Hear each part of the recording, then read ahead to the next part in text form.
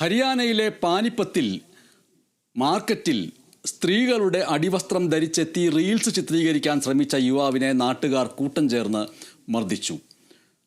പാനിപ്പറ്റിലെ ഒരു മാർക്കറ്റിലാണ് ഈ സംഭവം നടന്നത്. ഇൻസ്റ്റഗ്രാം റീൽസ് ചിത്രീകരിക്കാനായി സ്ത്രീകളുടെ ഉൾവസ്ത്രം ധരിച്ച് മാർക്കറ്റിലെത്തിയ യുവാവിനെയാണ് വ്യാപാരികളും നാട്ടുകാരും ചേർന്ന് മർദ്ദിച്ചത്. അതിൻ്റെ വീഡിയോ ദൃശ്യങ്ങൾ ഇപ്പോൾ പുറത്തു വന്നിരിക്കുന്നു. ഉൾവസ്ത്രം ധരിച്ചെത്തിയ യുവാവിനെ മർദ്ദിക്കുന്നതിൻ്റെയും തന്നെ വിട്ടയക്കണമെന്ന് യുവാവ് അപേക്ഷിക്കുന്നതിൻ്റെയും ദൃശ്യങ്ങളാണ് ഈ വീഡിയോയിലുള്ളത്.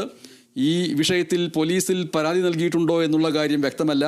കേസ് എടുത്തിട്ടുണ്ടോ എന്നതടക്കമുള്ള കാര്യങ്ങളും വ്യക്തമല്ല. ഈ യുവാവിൻ്റെ പേര് എന്താണ്, എവിടെ നിന്ന് വരുന്നു, എന്താണ് പശ്ചാത്തലം എന്ന കാര്യങ്ങളും അറിയില്ല. കമ്പോളത്തിൽ അദ്ദേഹം വരികയായിരുന്നു. തൻ്റെ അരക്കെട്ട് മുതൽ കാൽപാദം വരെ മറയുന്ന വസ്ത്രം, സ്ത്രീകൾ ധരിക്കുന്നത് പോലെ ചുരിദാറിൻ്റെ ബോട്ടം എന്നാണ് അതിനെ പറയുക എന്നാണ് ഞാൻ മനസ്സിലാക്കുന്നത്.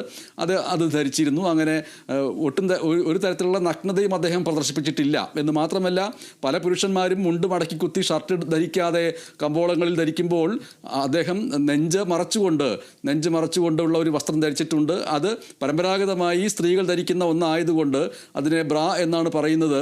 ബ്രാ എന്ന് പറയുന്നത് ഒരു കാമോദ്ദീപകമായിട്ടുള്ള വസ്ത്രമാണ് എന്ന് പുരുഷാധിപത്യ മനസ്സ് ചിന്തിക്കുന്നത് കൊണ്ട് ആയിരിക്കാം ഇത്തരത്തിൽ അടിക്കാൻ പ്രേരിപ്പിച്ചിട്ടുള്ളത്. ആ ഒരു വസ്ത്രം ധരിച്ചുകൊണ്ട് തൻ്റെ നഗ്നത മറച്ചുകൊണ്ട് തെരുവിൽ വന്ന ഒരു വ്യക്തിയെയാണ് കയ്യേറ്റം ചെയ്തിരിക്കുന്നത്.